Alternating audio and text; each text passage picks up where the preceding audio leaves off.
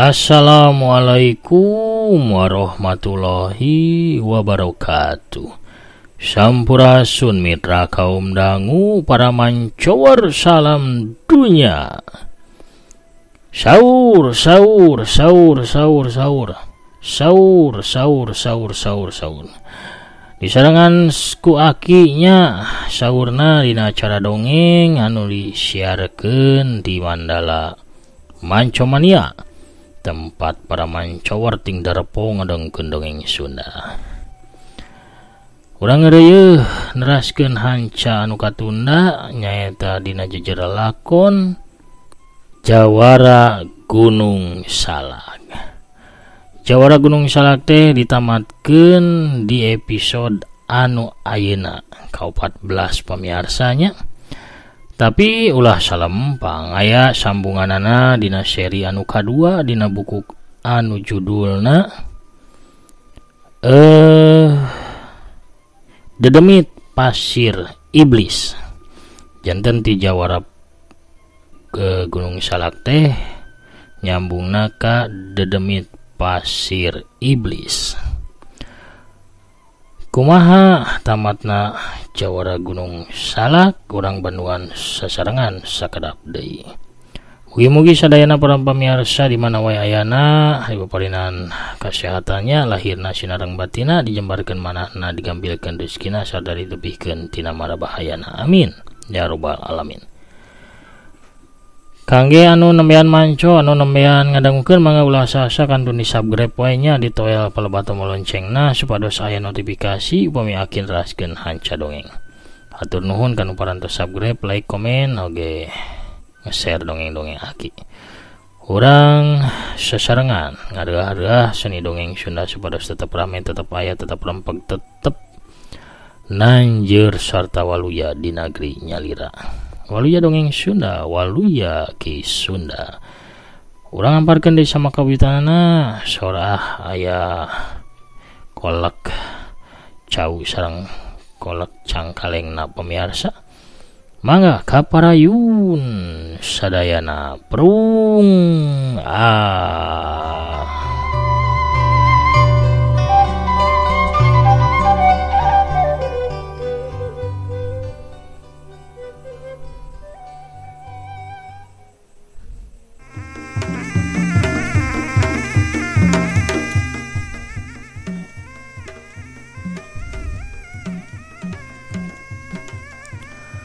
Sanggis ngarasa rada mendingan sarta rasa seueul nangurangan mandra gancang sila nyalurkeun hawa murni jeung tanaga jero pikeun mulihkeun badana. Sedengkeun Badra jeung Sudra langsung maju ngahurup ka Wiratama. Badra datang ti hareup ngadiuskeun peureub badagna, rek ngarujatkeun dada kenca Wiratama anu dipalar sangkan jantung Wiratama teh langsung hancur ku sakali teungeul. Sedengkeun Sudra ngahumbatkeun tajongan kilat suku katuhu ngarah kana sirahna Jawara Gunung Salak. Sudra hayang langsung ngarengkahkeun sirahna Wiratama. Digempur ku dua iblis Gunung Kancana bari duanana raja ngagunakeun kakuatan tanaga jerona. Wirah henteu gempeur, manehna rikat ngamungun gerakan ngagonjleng sangu. Dua leungeunna ngolebat nu katuhu dipake newak pigeulangna Badra, sedengkeun leungeun kencana newak bitisna Sudra. Satuluina leungeun Badra jeung sukuna Sudra dipangpengkeun tarik ka arah lawan-lawana. Peureub Badra diarahkeun kana dadana Sudra, sedengkeun sukuna Sudra dibabetkeun kana beungeutna Badra. Atuh wut jeduk cebrot. Oh alah. Sudra jeung Badra bareng ngagoak, duanana bareng labuh nyang gigir. Sudra, nanaonan ari maneh? Cek Badra tayohna ambak sabab beungeutna jadi nyium dampal suku adina. Hari akang. Akang nanaonan nenggel dadah kuring, maneh eulap kieu nyeri yeuh. Walon Sudra bari muringis manehna nahan ka nyeri dina dadana. Ampura weh, da itu tuh si kaseblan tuh kurang ajar deh, gerakan silat aneh kakara kakang maneh ngali jurus kawas kitu. Nya Kang, teuing muridna saha ye budak teh? Teuing ti aliran mana di? Heh, rek dituluykeun moal ieu teh gelutna kalakang ngalobrol bari tinggal loler kitu. Mun moal dituluykeun rukuring rek ngabajigur heula yeuh, cek Wira bari api-api rek ngaleos. Aduh dituluykeun aduh, cek Badra bari nguniang hudang dituturkeun ku adina Sudra. Kela udah kola, anjeun teh sabenerna saha? Di mana jeung naon tujuan anjeun milu campur urusan kaula di dieu? Cek Badra deui. Anjeun mah gelut teh loba pancakaki pisan kawas patugas desa bae. Lila keneh padahal kana pamilihan teh. Teu sakalian bae nanya sabaraha penghasilan dagang bajigur. Walon Wira bari nyengir leungeun kencana gegetret kana sirahna. Lain kitu budak ora. Ari gelut teh kudu puguh urusanana. Tuluy hari apal mah saha anjeun babari meureun nyalabarkeun mayitna. Bae. Ari kitu mah bisi anjeun tiluan paeh panasaran ngaran kuring Wira.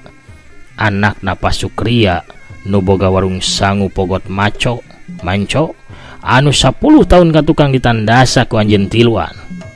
Badra jeung Sudra tepi ka munur salengkah bakat ku ngarasa reuas. Teu nyangka lamun anakna Sukria teh salamet sarta ayeuna datang nu pastina bakal males pati ka maranehna. Oh, anakna si Sukria wan teh sari kitu mah.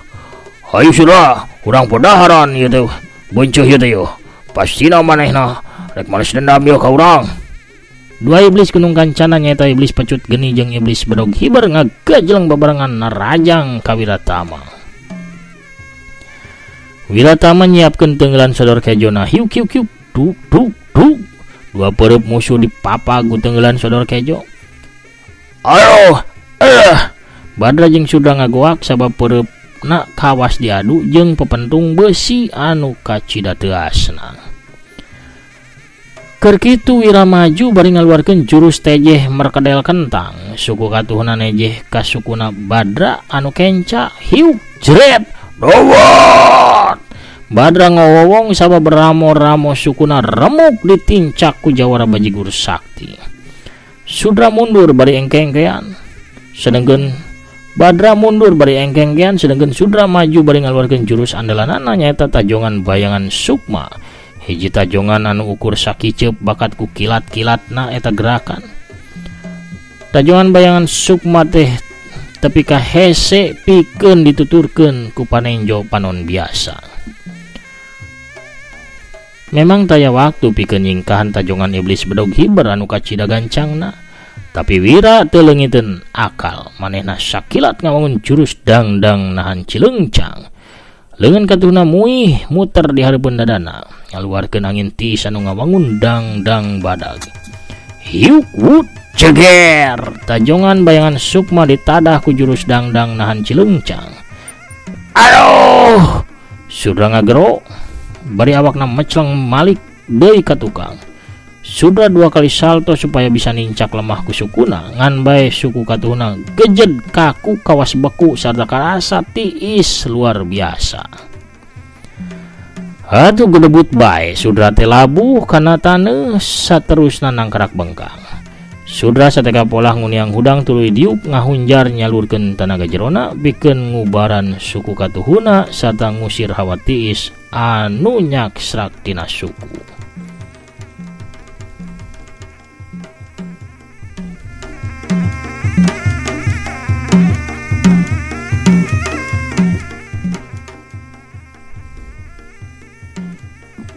Corelat gajelang katingali Mandra anu geus jag-jag ngablesat nyampe ka arah Wiratama. Manehna ngalancarkeun serangan mautna ngagunakeun jurus-jurus simpenan anu jarang pisan digunakeun. Wiratama ngayonan ku kumpulan jurus-jurus Dewa Popolah warisan ti guruna Abah Musadik si Dewa Popolah ti Kahyangan. Jurus Dewa Popolah ngangeun kacang, jurus Dewa Popolah nyate keong, jurus Dewa Popolah mais impun, Dewa Popolah botram jeung iblis dikombinasi jeung gerakan ngageber sate ngakeul sangu, jurus katuncar mawur jeung jurus nyuaikeun sereh ngorehkeun laja.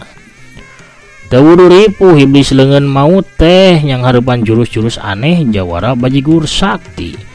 anu salila manehna jadi ahli kanuragan can pernah ningali sakali ge jurus-jurus aheng anu dipetakeun ku musuhna. Geus 3 kali beungeutna Mandra teh kagebug Wiratama, pipina bengep, tarangna benyol, dina cukang irungna ngalay getih kentel. Sakitu ge kawilang kuat Mandra teh sabab mun seug tumibana ka jalma sejen anu tingkat kakuatan tenaga jerona aya di handapeun iblis leungeun maut. Pastina bae sirahna geus rengkah atawa beungeutna geus remuk, kakeunaan ku tenggelan-tenggelan matihna jawara gunung Salak. Mandra terus-terusan kadesek ku Wira, manehna ukur bisa cungcat-cingcet nyingkahan gempuran-gempuran lawana anu cepet sarta bahaya naker. Mandra sorangan geus bisa ngukur sabenerna lamun 2-3 jurus kahareup manehna bakal bisa rubuh kakeunaan ku panarajang nu jadi lawan. Tapi dina kayan kitu Badra jeung Sudra tinggara jeleng maju mantuan nu jadi lanceukna bari langsung ngagunakeun pakarang andalanana sewang-sewangan. Sudra nyabut 2 bedog hiberna sedengkeun Badra ngalolos pecut genina.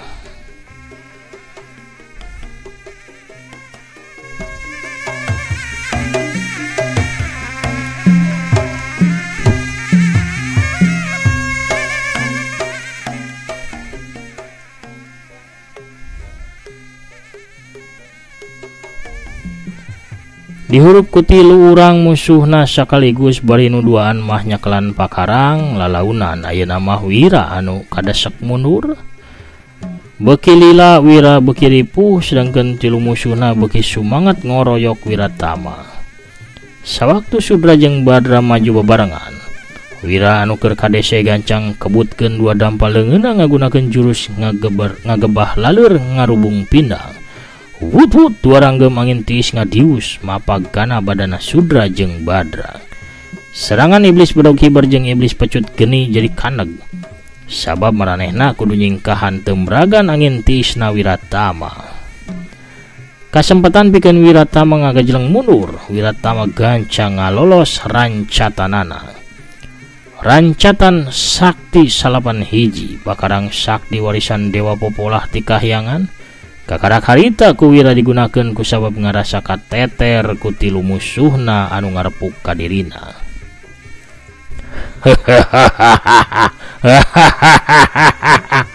Itu geura si doang bajegur rek yang harapan urang ngagunakeun rancatan.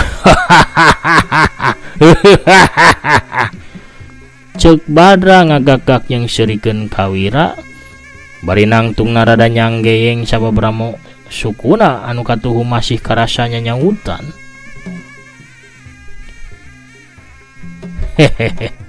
Wajar nurek modar masuk gitu dah.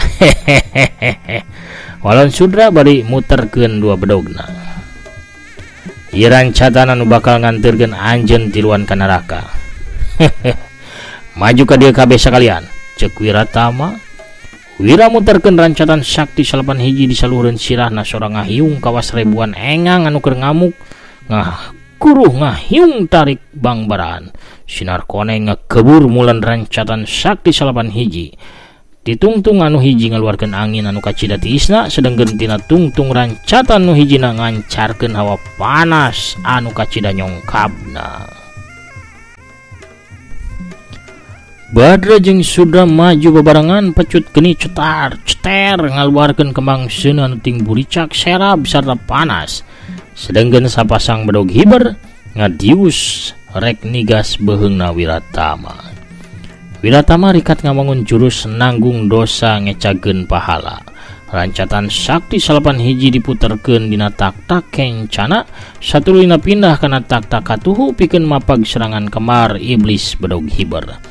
Wut cas brut dawa. Sudra ngoceak maratan jagat 2 leungeunna sapat buntung semet pigelangna kababad ku rancatan sakti 8 hiji bogana Wiratama. 2 leungeunna anu masih nyakelan bedog hiber macleng jauh. Dina gerakan anu kilat Wira langsung ngawangun jurus rancatan nyodok susukan. tungtung rancatan sakti ngablesur lempeng kana arah dadana Sudra. Hiuk wut bros. Dadana Sudra tobros bolong tepi kana tonggong. Sudra ngalengak ka tukang bahamna calangap bari nyemburkeun getih seger. Kalayang brug awak Sudra rubuh nanggarak bengkang, nyawana leupas sacan awakna tepi kana taneuh. Sudra dipodan sia. Badra nyorowok bari ngulinkeun pecut nangarah kana beheung Wira. Wira muterkeun rancatan sakti salapan hiji, mapag kana datangna pecut geni. Hiuk-hiuk wut bret, pecut geni pagat jadi dua. Badra ulohok bengong sabab pakarang andelanana bisa buntung ukurku sakali babad, bari lain ku pakarang seukeut ukurku hiji rancatan awi haur koneng.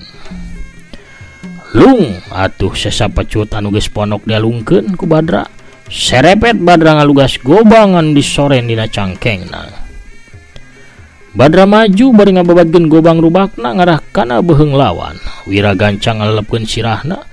Dina gerakan tutut nyumput hiuk plos sabetan gobang rubak iblis pecut geni ukur liwat di saluhureun sirahna. Tapi kakarage Wira cangkat gobang Badra geus nyerepet deui bae. Ti arah gigir rek megatkeun kana cangkeng. Sakali ieu mah Wira langsung ngawangun jurus andalan warisan ti guruna nyaeta jurus rancatan saksi. Jurus rancatan sakti ngabedah sagara. Awak Wira ngablesur ka luhur, saterusna ngahembatkeun rancatan saktina. Tungtung rancatan sakti teh dicekel ku dua leungeun. Hiuk wut bunyai rancatan mancarkeun sinar koneng. Saterusna rancatan teh ngadius ka handap ngarah kana sirahna Badra. Badra anu seranganana poos satekah polah manehna nakis serangan lawan ku cara ngahembatkeun gobangna ka luhur dibarengan ku sakabeh kakuatan tanaga jerona. Wut hiuk wut jeger prak cibet.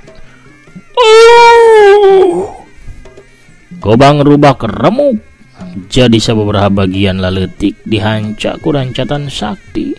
Saterusna rancatan sakti tengah jebet kana sirahna Badra.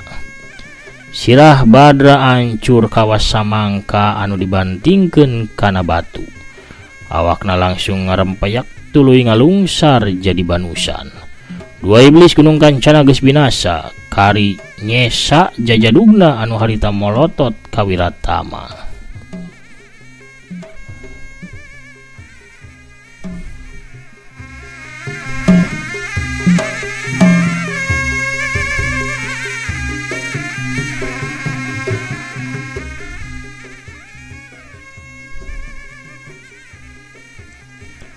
Udang nyawa dibayar nyawa sia. Nyawa anjeun pikeun nebus nyawa adik-adik kaula. Justru nyawa anjeun pikeun ngalunasan hutang nyawa ka kuring. Iblis leungeun maut ngawatek ajian pamungkasna nyaeta aji leungeun iblis nyerek malaikat. Dua cakar mandra teh dipentang karah Wira bari bibirna kunyam-kunyam mapatkeun elmuna. Wiratama henteu cicingeun manehna gancang ngawatek ajian bajigur bahe nyeblok durukan.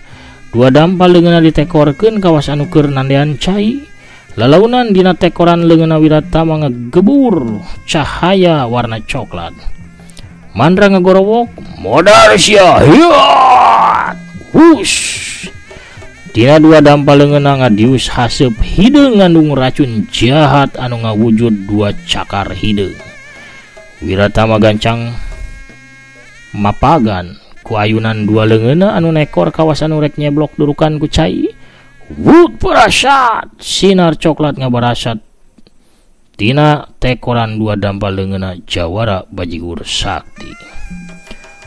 Wut pas dua cakar haseup hideung ajian iblis leungeun maut perai sakaligus dipapagu sinar coklat anu terus mengpeng ke arah Mandra.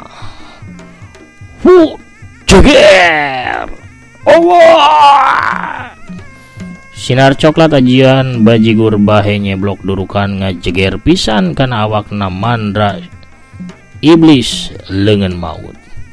Sakujur badana Mandra kawas anu disoblok ku cai anu ngagolak panas kacida. Kulit jeung daging nate asak, oge ngelunkeun haseup bau daging kaduruk.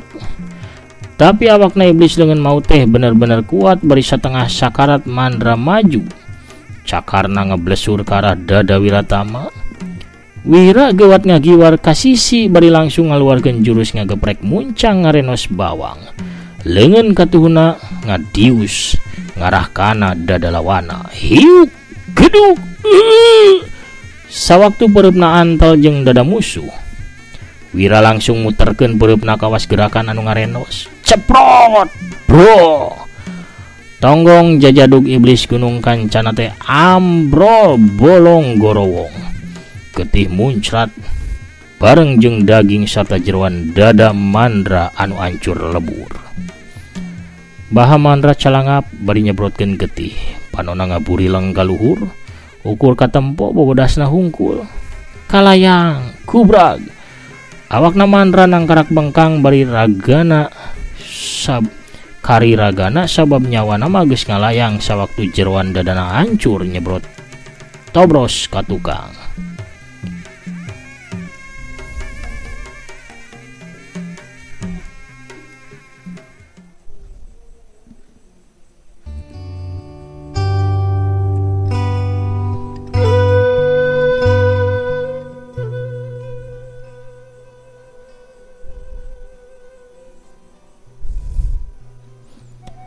Kutiwasna Mandra tamat adalah kontilu iblis gunung kancana.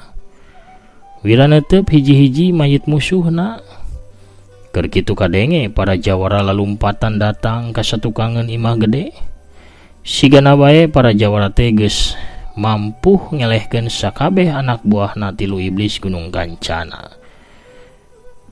Wira gancang nanggung tanggungan bajigurna saterusna ngablesat init teu kanyahuan ku para jawara sabab ilmu ngahambangkeun awakna anu geus sampurna. Para jawara ukur manggihan mayit-mayitna tilu iblis gunung kancana.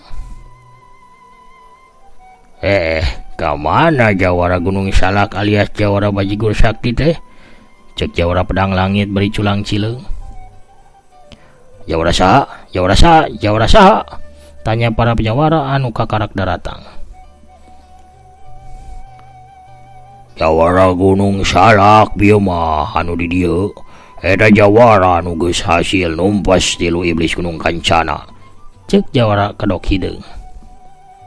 Oh, tadi teh jawara gunung salak oge aya di dieu nya?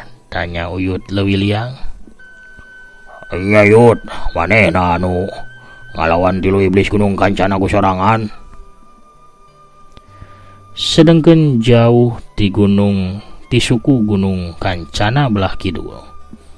Saurang jajaka make duduk samak, baju bodasna palebah dadana ngaliglag teu dikancingkeun, keur lempang salse bari nanggung tanggungan bajigur. Eta jajaka teh Wiratama, jawara gunung salak alias jawara bajigur sakti, anu teu boga tujuan pasti, rek ka mana nu penting mah sakumaha inung suku ngalengkah, pikeun ngabaktikeun ilmu na ngabasmi kajahatan, nanjeurkeun bebeneran sarta nulungan balarea. Pamiarsa sadayana, cag dugi ka dieu lalakon jawara gunung salak tamat dinten ieu nya. Kumaha cenaki lalakon satrasna aya.